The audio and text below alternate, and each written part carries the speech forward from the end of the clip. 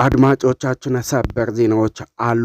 አመሻሹን የብልጽግና ሹማምንት የሆኑት እና አብይ አህመድ በማንኛውም ሰዓት ሹመታቸውን ስልጣናቸውን ሊያጡ እንደሚችሉ እየተገለጸ ነው የሚገኘው። በተለይም ጽንፈኛውን የፋኖ ቡድን እናጠፋለን እንደመስሳለን በሚል ታንኩንና ባንኩን ይዘው በመላው የአማራ ክልል ከተሞችም በድሮንና በጦር ጄቶች እንዲሁም በሜካናይዝድ የታገዘ ውጊያን ያካሄዱ የሚገኙት የብልጽግና ሹማምንት የሆኑት እና አብይ አህመድ እነ ሽመልስ አብዲሳ እነ ዲያቆን ዳንኤል ክብረትና እና አዳነች አበቤ በማንኛውም ሰዓት ስልጣናቸውን ሹመታቸውን ሊያጡ ይችላሉም ነው የተባለው። ይህ የሆነውም የፋኖን ኃይሎች የትጥቅ ትግል ተከትሎ ስለመሆኑ እየተሰማ ነው የሚገኘው። በተለይም ደግሞ ከሰሞኑ በፋኖ ብሎም በመላው የአማራ ሕዝብ ዘንድና በመላው ኢትዮጵያውያን ዘንድ ተጠባቂ የሆነው የፋኖ ኃይሎች የአንድነት ጉዳይ እውን መሆኑን ተከትሎ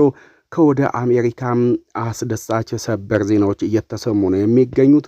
በዕለቱ በሸዋ በወሎ ጎጃምና ጎንደር ከፍተኛ ውጊያዎች እየተካሄዱ ነው የሚገኙት። የብልጽግና ሹማምንት የሆኑትና አብይ አህመድም ፋኖን አጠፋን ደመሰስን እያሉ በተደጋጋሚ ቢደነፉም አሁን ላይ ደግሞ የብልጽግና ሹማምንት ፋኖ ከአቅማችን በላይ ሆነ፣ ጽንፈኛው ቡድን ከግብጽ ጋርና ከሻቢያ ጋር ተሰልፎ ኢትዮጵያን ሊበትን ነው በሚል በከፍተኛ ሁኔታ ስጋት ውስጥ እንደሚገኙ ነው እየተመላከተ የሚገኘው። ሌላው ውድ አድማጮች ከኛ ጋር ስትቆዩ የምታደምጡት ደግሞ አቶ ሽመልስ አብዲሳ አደባባይ ላይ ብቅ ብለው ነፍጠኞችን ነፍጣቸውን ቀምተን እኛ ታጠቀን ጽንፈኞችን አጠፋን በማለት በአደባባይ በመደንፋት ቢታወቁም አሁን ላይ ግን ፋኖ ከአቅማችን በላይ ሆነ፣ የፋኖ ኃይሎች ወደ ኦሮሚያ ክልል ከተሞች ዘልቀው ገብተው ጥቃት እየፈጸሙብን ነው ሲሉ ተደምጠዋል። አቶ ሽመልስ አብዲሳ ፋኖን በተመለከተና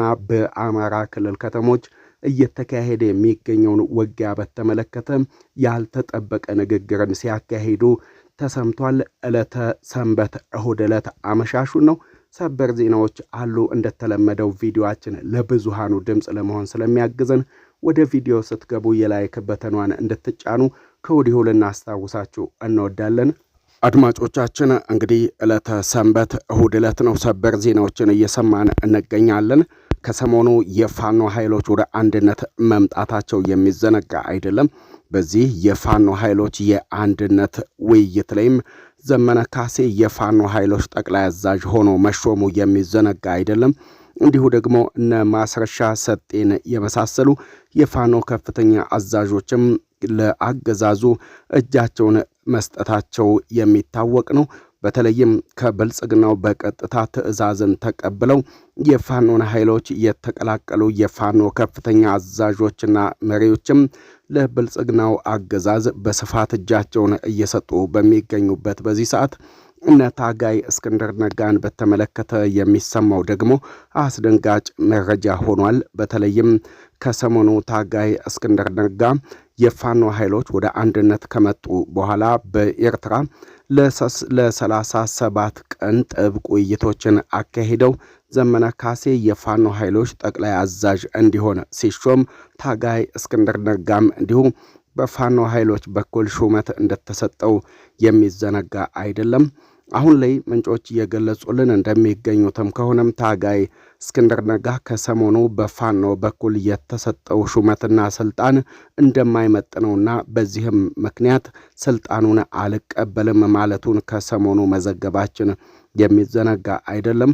ውድ አድማጮች አሁን ግን አንዳንድ መረጃዎች ሾልከው እየወጡ ይገኛሉ። በተለይም ከዚህ ቀደም አፋህድ በተሰኘው የፋኖ አደረጃጀት ውስጥም እነ ታጋይ እስክንድር ነጋ እነ ኮሎኔል ፈንታሁን ሙሃቤ እነ ማስረሻ ሰጤ ከአገዛዙ ጋር በተደጋጋሚ ይገናኝ እንደነበርና ወደ ሰላማዊ ሕይወት ለመመለስም ቅድመ ሁኔታዎችን አስቀምጠው አገዛዙ እነዚህ ቅድመ ሁኔታዎች የሚሟሉ ከሆነ ወደ ሰላማዊ ሕይወታችን እንመለሳለን ማለታቸው የሚዘነጋ አይደለም። የነ ማስረሻ ሰጤና እንዲሁም ሌሎች የተወሰኑ የፋኖ ከፍተኛ አዛዦችና መሪዎችም በፌዴራል መንግስቱ በኩል የጠየቁት ቅድመ ሁኔታ ተሟልቶላቸው ለአገዛዙ እጃቸውን መስጠታቸው የሚዘነጋ አይደለም።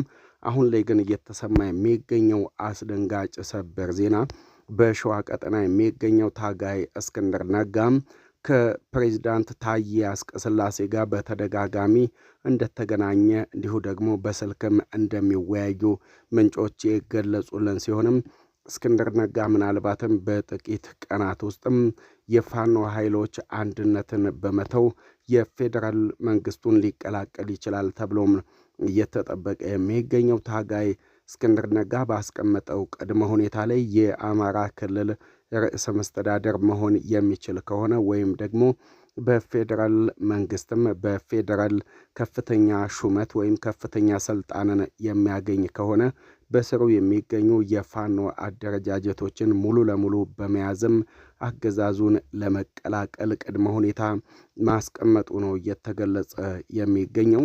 ታዲያ በኢትዮጵያ መንግስት በነ አብይ አህመድ በኩልም እነ ታጋይ እስክንድር ነጋን ለመቀበልም ቅድመ ሁኔታቸውን ለማሟላት ወደዚህ ወደዛ እያሉ እንደሚገኙ ምንጮች ሲገልጹልን፣ ምናልባትም ታጋይ እስክንድር ነጋ ከሰሞኑ በፋኖ ኃይሎች አንድነት ውስጥ ያለውን ስልጣን አልቀበልም ያለበት ምክንያትም ወደ አገዛዙ ለመቀበል ስላሰበ ነው በሚል ከፍተኛ ትችትን እያስተናገደ ይገኛል። በዚህ ሰዓት ይህንን ተከትሎ በተለይ በፋኖ ብሎም በመላው የአማራ ሕዝብ ዘንድ ተወዳጅ የሆኑት ጄኔራል ተፈራ ማሞም ጥብቅ ማስጠንቀቂያ አዘል መልእክትን አስተላልፈዋል። የፋኖን ኃይሎች ወደ አንድነት ለማምጣት ብዙ ዋጋ ከፍለናል፣ ብዙ መስዋዕትነትን ከፍለናል።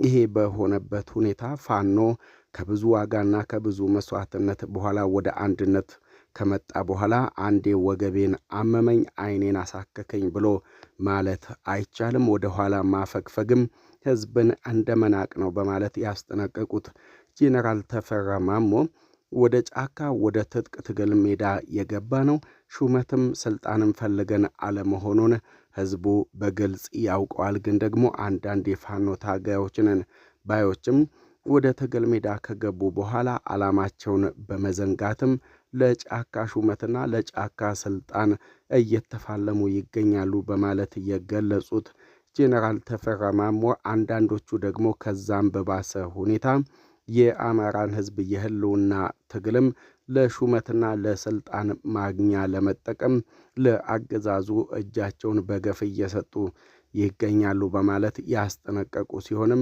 እነ ታጋይ እስክንድር ነጋም እጃቸውን ለፌዴራል መንግስቱ የሚሰጡ ከሆነ ምናልባትም ይሄ ትልቅና አሳዛኝ ታሪካዊ ስህተት ተመዝግቦ የሚቀመጥ ነው የሚሆነው ሲሉም ነው የተቹት። ሸማቂው ኮማንዶ ጄኔራል ተፈራ ማሞ የፋኖን ኃይሎች ሸዋ፣ ወሎ፣ ወደ ጎጃምና ወደ ጎንደር በማቅናት በተደጋጋሚ አንድነቱ እውን እንዲሆን ከፍተኛ መስዋዕትነትን የከፈሉ ታጋይ ናቸው።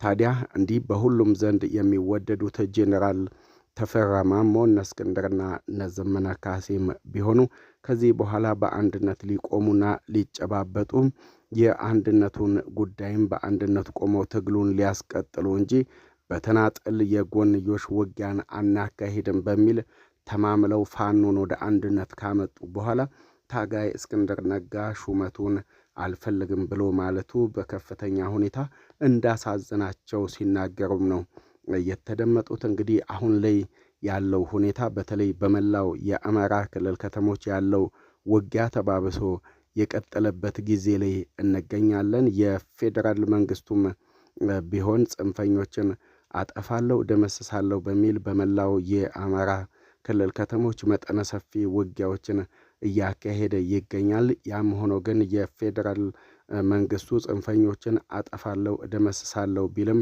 ያለ የሌለ ኃይሉንና አቅሙን ቢጠቀምም የፋኖ ኃይሎች ግን ከአቅሙ በላይ እንደሆኑበት የሚያመላክቱ መረጃዎች በስፋት እየተናፈሱ ነው የሚገኙት። ይህንንም ተከትሎ ይመስላል አገዛዙ የፋኖ ኃይሎች ፈጽሞ ከህወሓት ጋርና ከሻቢያ ጋር መሰለፋቸው ትክክል አይደለም። የህወሓትና የሻቢያ ፍላጎት ኢትዮጵያን መበታተን ስለሆነ ሁላችንም በአንድነት ልንቆምና ጽንፈኞቹን ቡድን ልንታገላቸው ይገባል በሚል በ4 ኪሎ ቤተ መንግስት አስቸኳይ ስብሰባንም እንደተቀመጠ ሰምተናል። ከዚህ ቀደም ሻዕቢያም ይሁን የትኛውም የዓለማችን ሀያል ሀገር እኛን መቋቋም አይችልም ሲልና ሲደነፋ የቆየው የፌዴራል መንግስቱ አሁን ላይ ደግሞ እየተዋጋን የምንገኘው ከጽንፈኞቹ ጋር ብቻ አይደለም።